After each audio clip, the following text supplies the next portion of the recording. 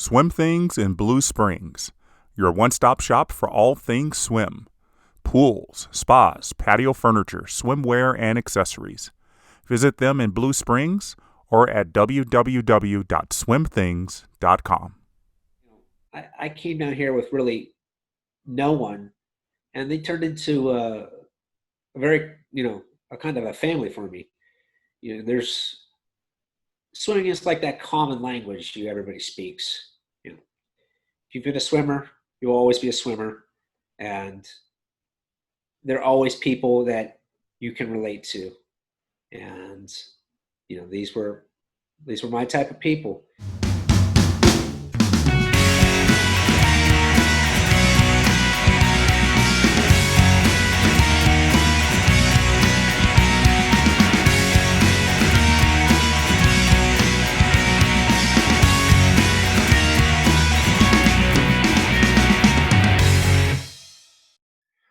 Hi, everybody. In part one of my episode with Eric Esposito, I learned about the terrible accident in 2017 that caused traumatic brain damage and derailed many areas of his life. But he's still determined to live his best life to show that a traumatic brain injury does not have to mean a death sentence. And to talk more about that, Eric joins me again on the journey. Eric, welcome back. Yeah, it's still great to be here. So we're going to be talking about your life before the accident. I think it's going to really inform more about who you are as a person. So you talked about your life as a triathlete. It's almost a 180-degree switch from your life as a competitive swimmer. I mean, triathletes do long-distance swims in their races, but you were a sprint freestyle swimmer in high school. You were very good, 21 in the 50 freestyle, 47 in the 100-yard free. Tell me about kind of your upbringing and how you grew as a swimmer to achieve such great times in your swims. It all started, first of all, it started when I was young, and being ADHD, I had an endless supply of energy. It was like I woke up every morning and somebody fed me a kilo of cocaine. I just not would not stop going. And so my mom ended up putting me into every sport imaginable. It's not like I was a bad athlete at other stuff, but I tended to be the best at swimming, and it actually burned the most energy. So, I was pretty good at a young age. I was setting a lot of records at that point. And, I just kind of carried that momentum through childhood into adolescence. And then I got to high school, and, I was still pretty good. I wasn't a big guy. I am not, I'm Italian. We don't grow very big. I am only 5'11" on a good day. So, when I entered a freshman in high school, I was only like 5'6" or 5'7", but I was still pretty fast. And, my USS coach, they had, we didn't live close to the high school I went to, and the USS coach that was associated with it, but he took over the high school a few years before. And I started, when I was in middle school, I started to swim with the high school. And I had been kind of groomed for several years to kind of, we would like you to one day come out here. Like, okay. And, it was great. I loved it. And then, it was October of my freshman year, and my coach was gone one day. And without getting too in detail of why that happened, he made some inappropriate life choices, which forced him to resign. And, I was, I remember one day I was talking to him. He was in the office of the pool as I was walking out. I'm like, hey, I'll see you tomorrow. And then I didn't see him tomorrow.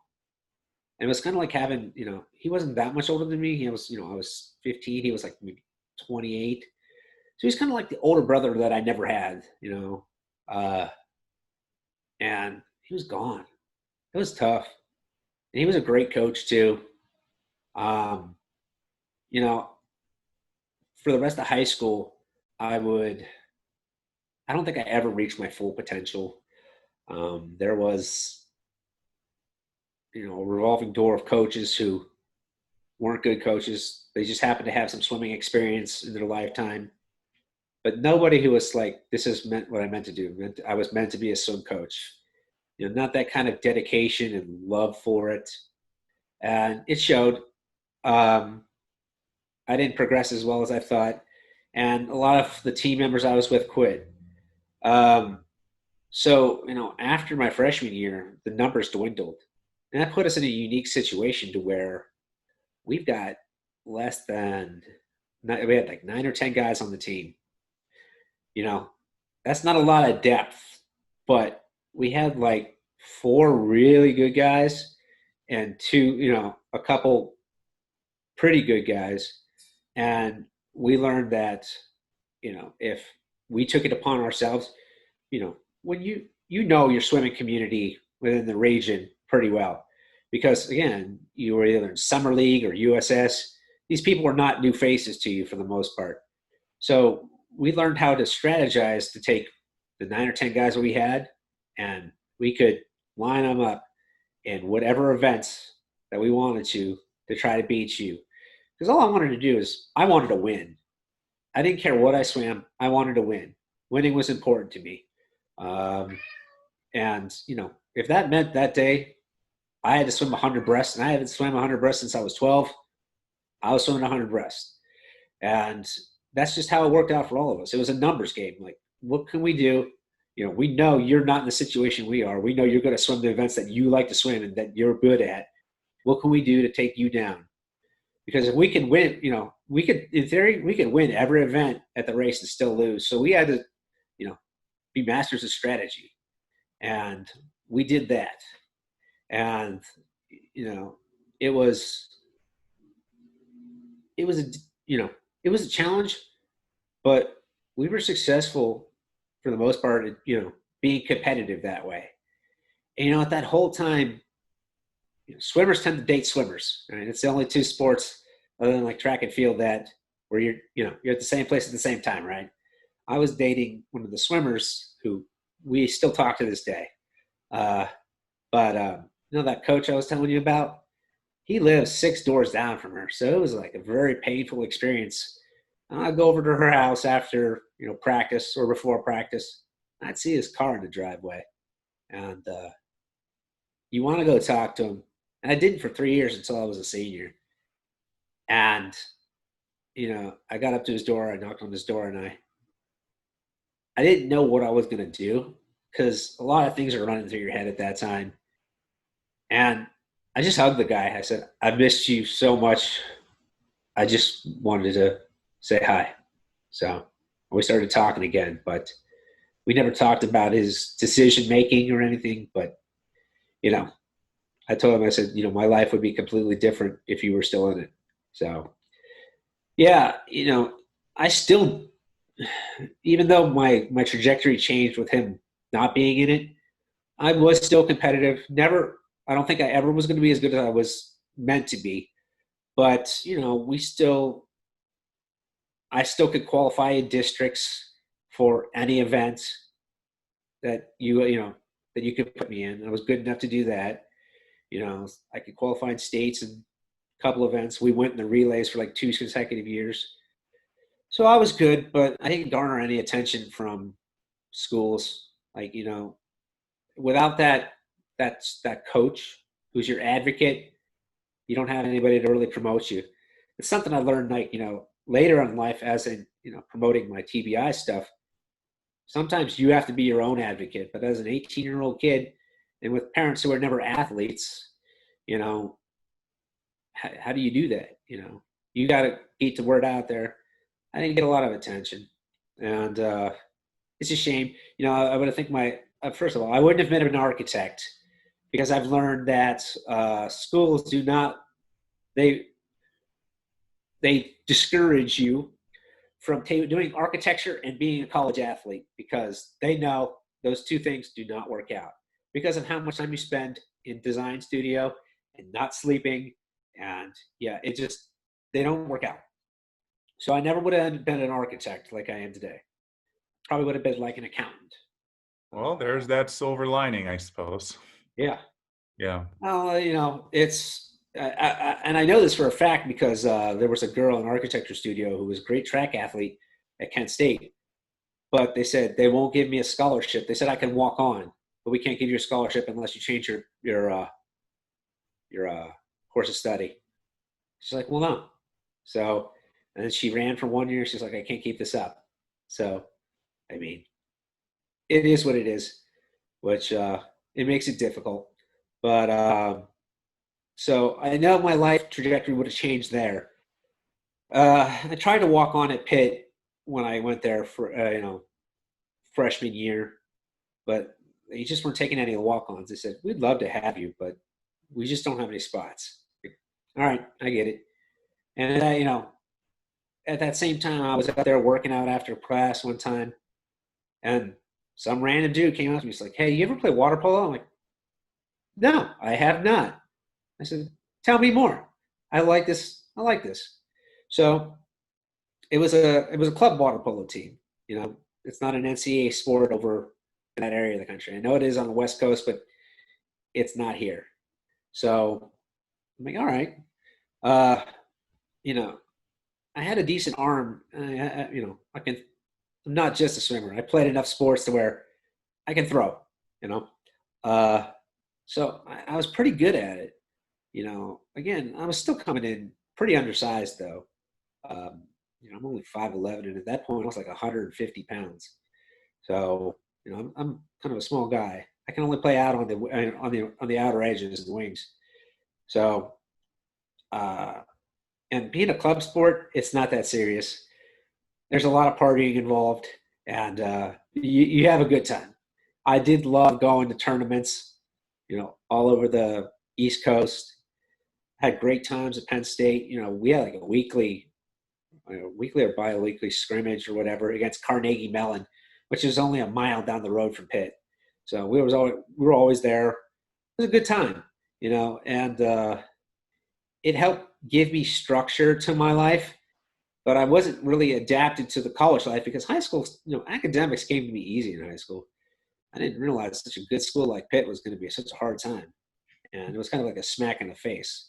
So even though I had the structure of having a sport in my life, it just blew my mind, and I couldn't stay at Pitt and figure, like I can't figure this out as I go. This is an expensive lesson to learn.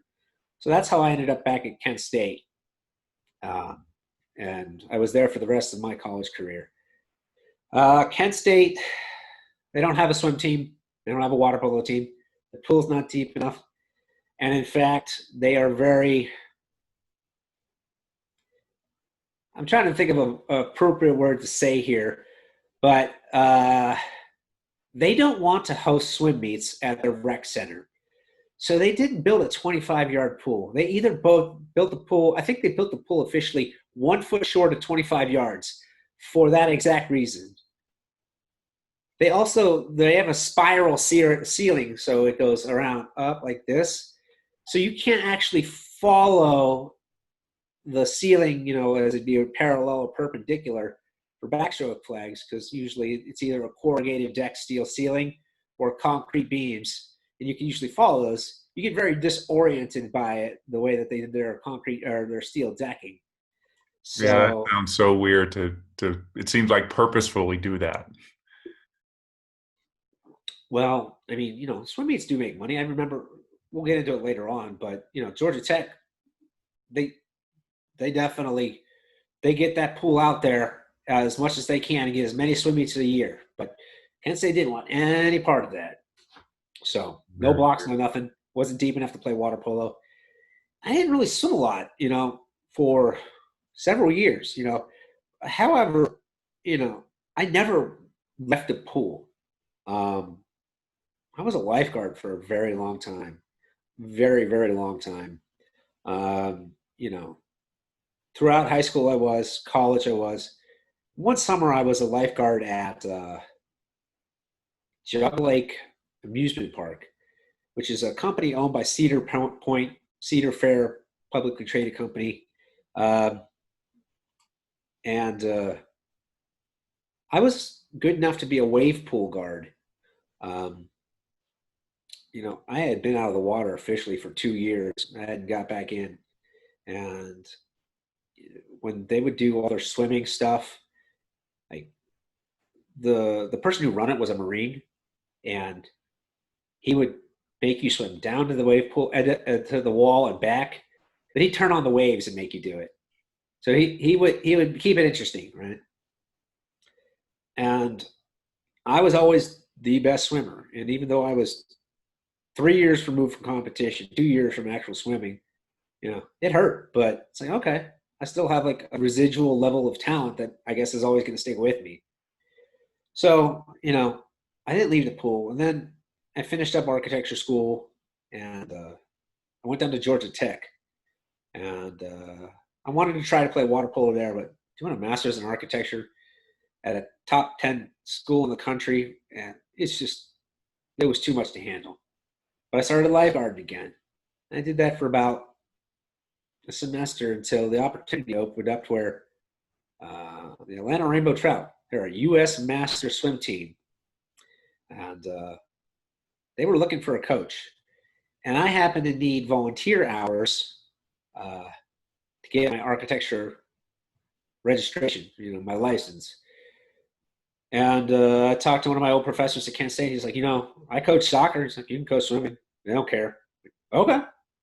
So I started coaching, alongside their head coach, Jason Heslop. And then, I started coaching my own practices. And I did that for a period of about 4 years. And during that time, I got in the pool a little bit here and there. Being at Georgia Tech, they are the benefactors of the 1996 Olympics, in the fact that they got the Olympic pool. They built this big concrete structure around it, and they have this pool to call their own. It's nice. It's got a cool movable floor. They built that for the Paralympics to where you can adjust the depth. It's really interesting. But when I was lifeguarding there are so many swim meets. They have one at least every other weekend. Doesn't matter what level of swimming, there was always something going on. So, I got pretty engrossed into the Southern swimming world at that point. And while coaching the Masters team,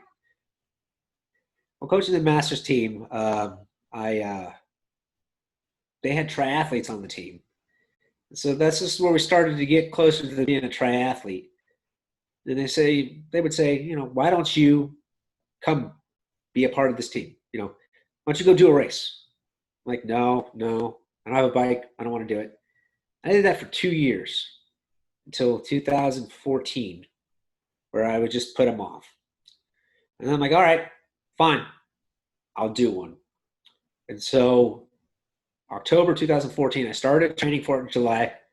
I bought a bicycle, and it's like, I would go on rides with people from the swim team. I'd do open water swimming with them. And I finally, I picked this one in Tallahassee, Florida. Tallahassee, Florida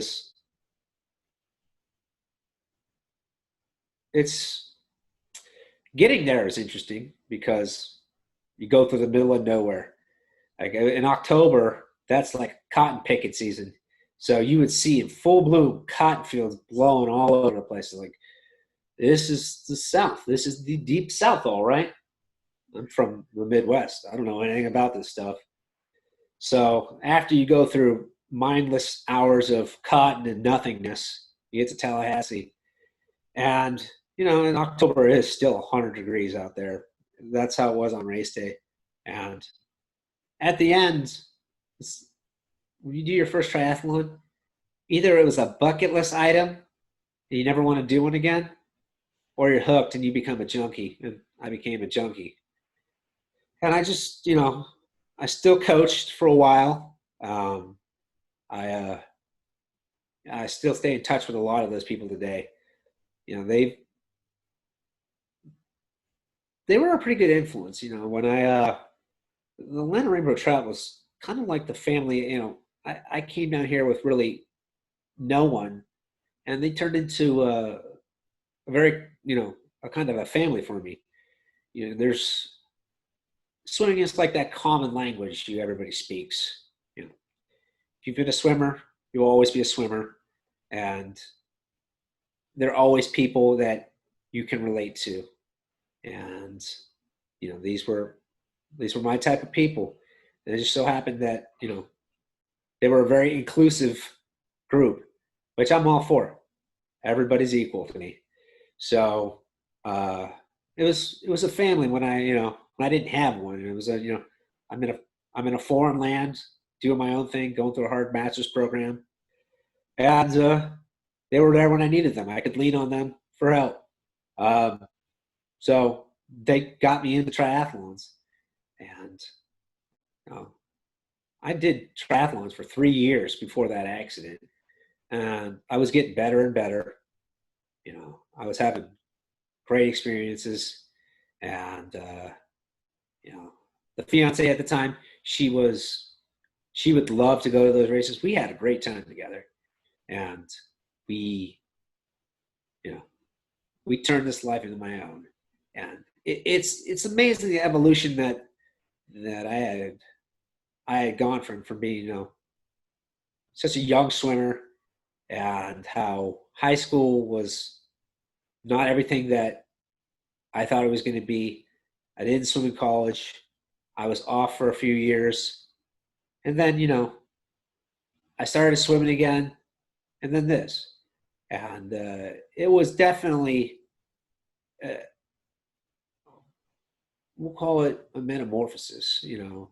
Like I thought times about. I think it would be really cool to be to do marathon swimming, which is, for anybody who doesn't know, it's swims that are 10 miles or longer. And Ironman and half Ironman swims. Half Ironman is a 1.2 mile swim. Ironman is a 2.4 mile swim. I do those. I was doing like 4,000 yard practices, 3,000 or 3 times a week. I was doing on average between 12 and 15,000 yards a week. Like, okay, well, let's step this up a little bit. One day in 2016, I signed up for the Chattanooga Rat Race, Tennessee River Swim, 4.5 miles. Like, okay, this isn't a marathon swim. This is a baby step, and it was, oh my god, I've never felt like I was stuck in purgatory in my life. I I knew right then that marathon swimming was not for me, because like I would swim, there would be a bridge coming up. I'm like, okay, when I'm running, I'll be on top of that bridge right away, right? Within a minute. Well, when you're still swimming, you're not moving as fast as when you're running. You're moving about maybe a fourth of the speed, and it just doesn't come up. And even with a current, it took me 4.5 miles, 8,000 yards, an hour and 27 minutes. I wasn't trained for that distance, because I would definitely need more. I'm like, oh my God. I talked to, a few weeks ago, I talked to a guy who swam the English Channel, and he's like, yeah, man, you need to do like 6 hour swims on the weekend. I'm like, 6 hours? No, never. Like, he's like, yeah, man, you need a lot of Vaseline. I said, where are you doing? He's like, no, I do it over by Ireland. I'm like, ugh. Like, I don't have any big body of water to swim like that in. I would be doing laps up and down in Lake Allatoona, or Lake, blanking on it, Lanier. And it's like, you got those summer boaters. I don't think I could swim there for 6 hours safely. And it's like, man, if I thought an hour and 27 minutes was a really long time, marathon swimming is not for me. Yeah, that's But like 3 hours at least. yeah, the Tennessee River also has a race called Swim the Suck, and it's exactly 10 miles. Again, you have that nice current behind you all the way. But man, I just don't know if I could ever bring myself to, maybe when I was in high school I could do that. Those really long swims where you just nonstop swimming, I could do a 6 hour bike ride like that, because the scenery is always changing. It doesn't change that fast when you swim. Right. And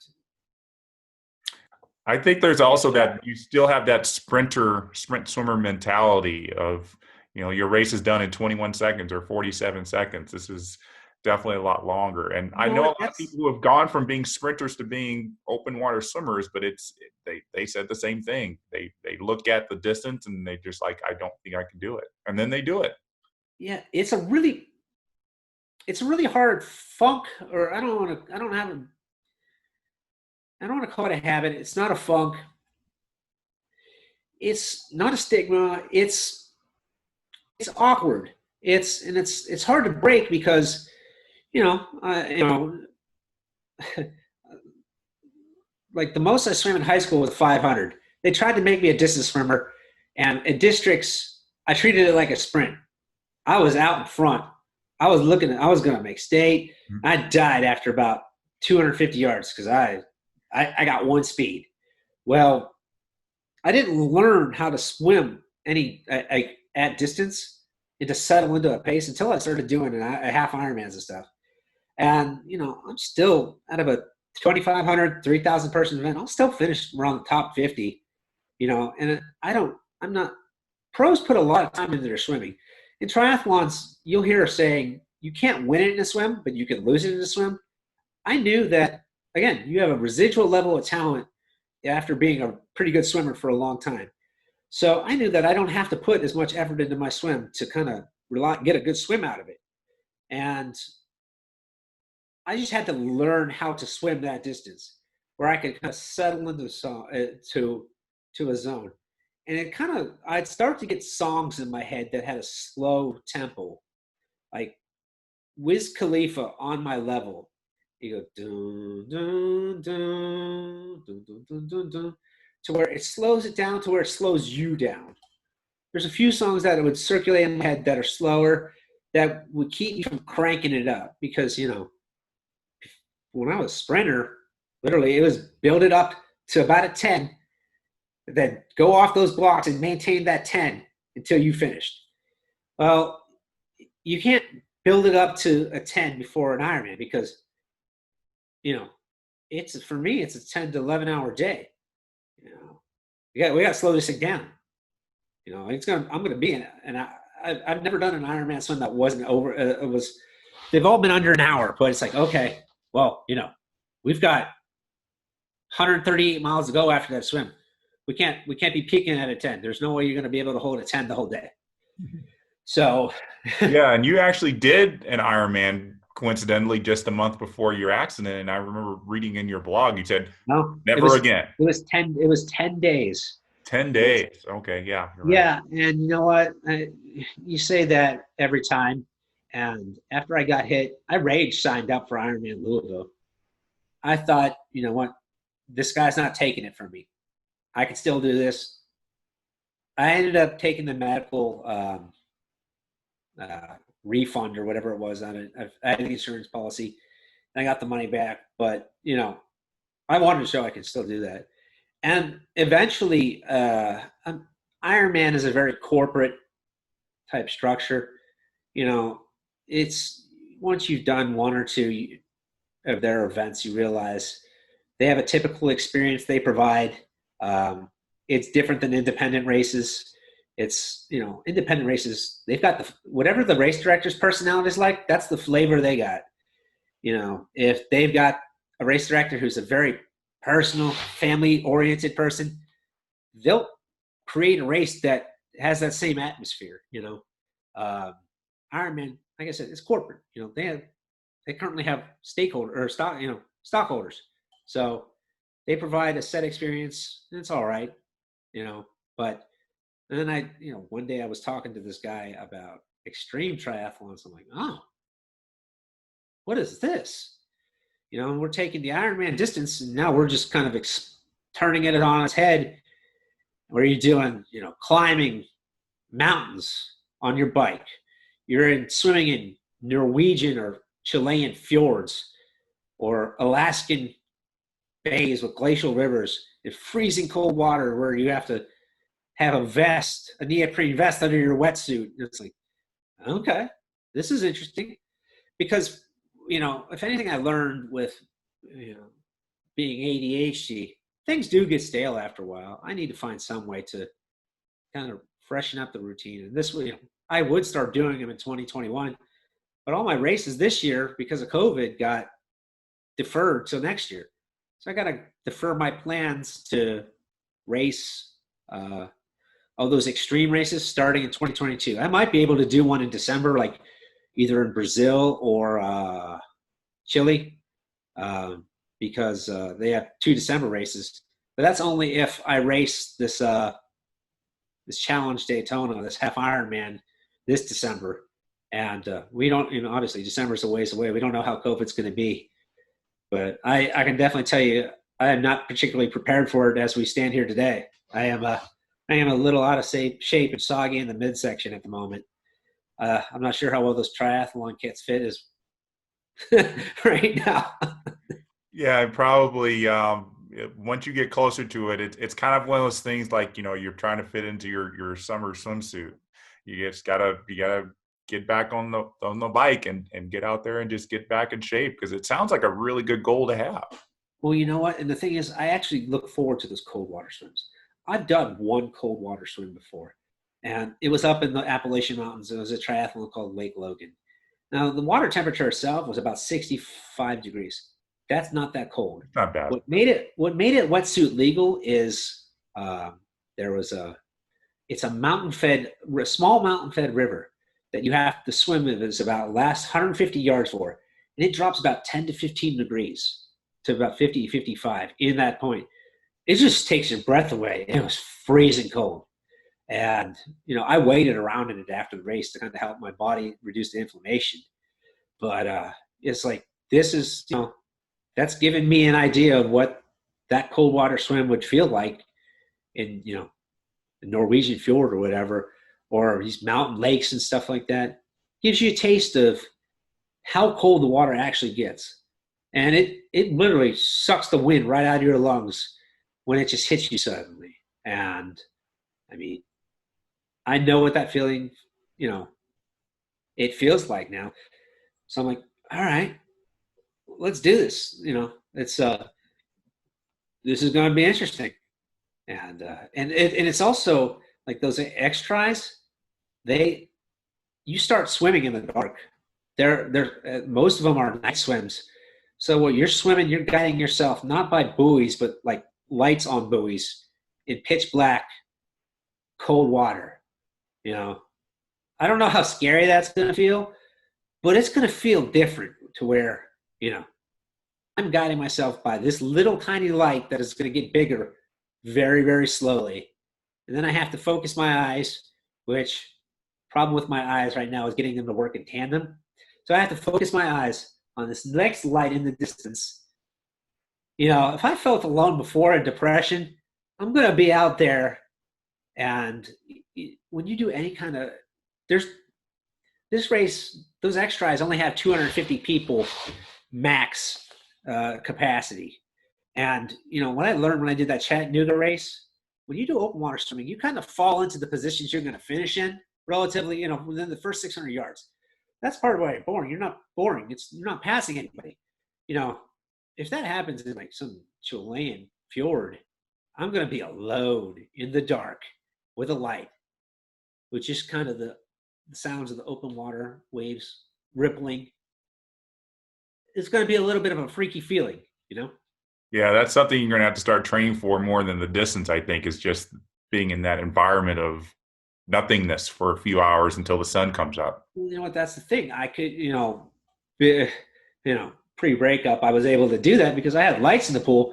But there were a time where those lights broke. I duct taped flashlights to a chair on each end so I could at least highlight the wall where I did flip turns. But it was black, and I'm like, all right. But I live in Atlanta. We have a pretty good degree of light pollution, so it's never pitch black.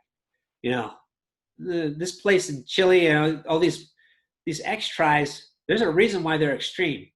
They're remote locations because nobody wants to live there. It's not a very habitable place. If it was, people would live there. It would be extreme. So, I can't really replicate that, and it's never that level of blackness. Yeah, it sounds like it could be, extreme, as you said. Yeah. So before I let you go, I want you to tell us a little bit more about what you're doing, not just to write the blog and do your video logs to just kind of inform people, but you're also taking some of the money that you're getting from your vlogs on YouTube to help other people with traumatic brain injuries. Tell us about that. Yeah. So we are almost to the point where we can monetize. It takes, obviously, you have to build your following to get to that. which takes time, and you have to have a certain amount of viewing time. We've almost eclipsed that, and it has to happen in a year span. And once we are able to do that, we can flick on the ads. And as much as I hate ads, I we're going to just donate the ad revenue to the brain injury support group. And because their operating costs are really low, it's going to help them. I know how YouTube works, and I know how little money there is into it. But eventually, we want to pick up a couple of sponsors. And the whole goal is like I wanted to start a triathlon team based on the Espo Swim Bike Run YouTube channel, to where there's only a certain point where I can grow this as one person. But if I start a tri team with some friends, I get more contributors who can help me create more content to put on there. More content means more stuff for the people to watch, which generates more ad revenue, to which I can donate more money. Yeah, I think that's definitely going to be a very good thing for you to do, and I'm sure they're going to be very grateful. Yeah, so it's kind of I have hopes and aspirations for what this could be, but it's just kind of taking it one step at a time, and I can't really do anything until it's kind of a very static position until we monetize. But I've got friends who would love to go in on a team and do this kind of stuff. Plus, a lot of them speak more than one language, so we could. I've got a lot of people who follow me from different countries, so we can cater to other people. We're just kind of trying to expand and make it as global as possible, and it helps me also spread the brain injury awareness. Like, again, I never had an idea somebody would ever call me an inspiration. And you could ask anybody who knew me prior to my accident, and they'd say, he's not someone you'd ever call an inspiration. Not that I was a bad influence, but I had nothing inspirational about me. I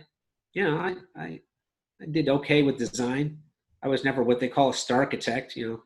That man or woman just killing it, winning design awards.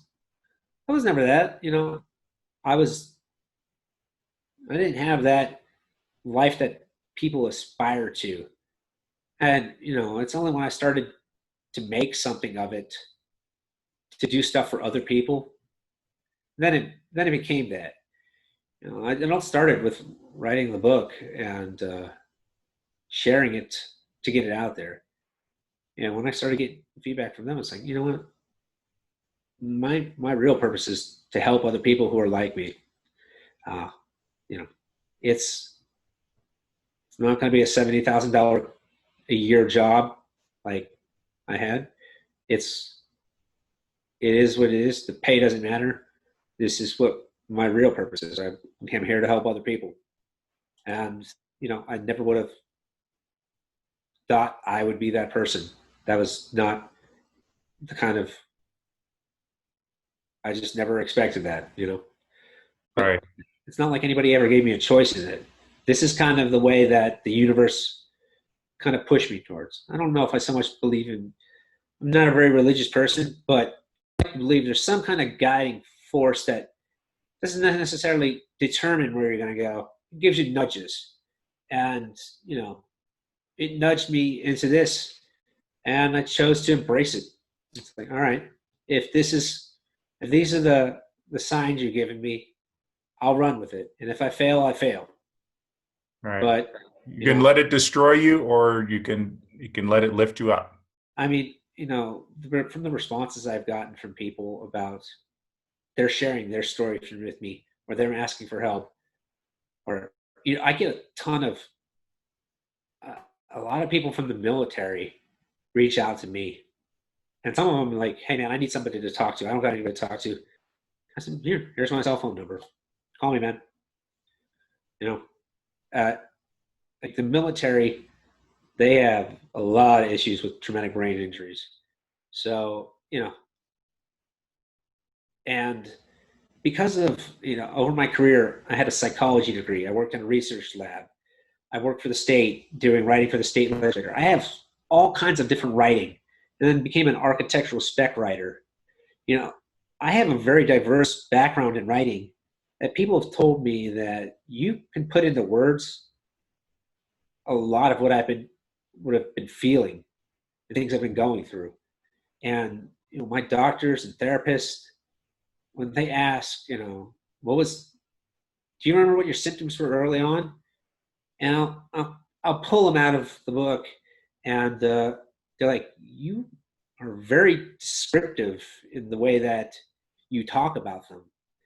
I said, yeah, I mean, this comes from, a background of, technical writing, grant writing, proposal writing, legislative writing, creative writing, love letters.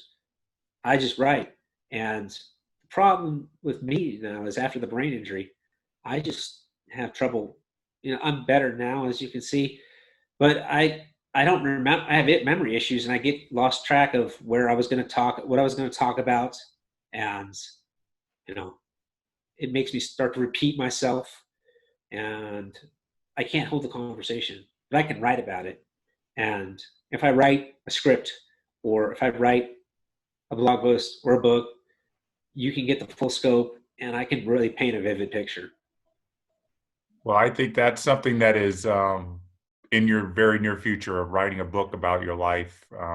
I've been just very drawn to it, and the word inspiration is definitely warranted for this. And I think a lot of people, whether they suffer from traumatic brain injuries or not, whether they know somebody who has or not, I think would be very interested to hear your story. And hopefully we've been able to share a lot of that. But I can't wait for the day when I see your book on the bookshelves in the bookstores or online for sale, because I think it's going to be a very good read. It'll be interesting, but really, the whole game, the end game is, I want people to like me to know you're not alone. And in doing all this, I found out how big that community, how many people actually have brain injuries. And, you know, they, the triathlons are it's what helped me through it. And I had this grand plan for how this year was supposed to go. I had 17 races. I signed up for the madman treatment. 17 races, and maybe one of them is going to happen in December. I don't know. So not everything goes to your plan, so you have to adjust. And that's kind of how this year is unfolded. That plan did not happen, and a new plan kind of evolved. It's what brings me to sitting here with you today, talking about this. We're very happy for that, and I'm so thankful that you were able to spend time with us to share your story and inspire others who may not have heard about it otherwise. And best of luck with everything that's going to go on, not just this year, but next year or the year after that. And we'll be definitely following along with you. Yeah, and I hope this project of yours, it really starts to get some legs, and it takes off. It's all a lot of work, and everybody has a day job too, and it's making your message heard. It's a lot of work for one person. So I know you have a partner and her father, and I wish you guys the best of luck, that you can kind of really take this and run with it and get it out to the swimming community. My pleasure. Thank you very much, Eric, for saying that. We really do hope it takes off more. All right, so thank you to everybody who has been watching us on the journey, and we hope to see you next time. As I always say, it's not just about the destination, it's also about the journey.